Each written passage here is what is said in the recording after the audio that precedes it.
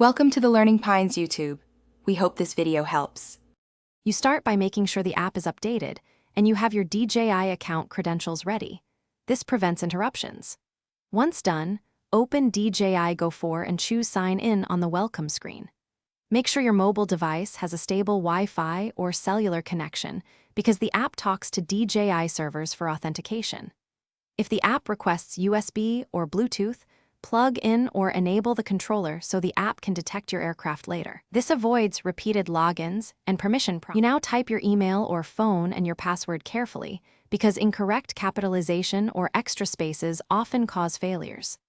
After you submit, the app may require two-factor authentication. Enter the code sent to your device immediately. If you set up social logins, choose the correct provider to link accounts. This avoids duplicate profiles.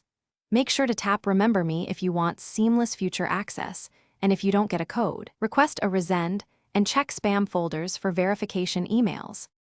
Once signed in, you must grant permissions like location and storage so maps and media work. Allow them when prompted. Then connect your controller or aircraft and confirm the app shows the correct firmware and aircraft type. This step lets the app load aircraft data and cloud settings. If something goes wrong, try a simple fix first. Restart your phone, clear the app cache, or reinstall DJI Go because cached auth errors are common. If problems persist, reset your password and retry Sign In. Thanks for watching. Consider subscribing if we helped you.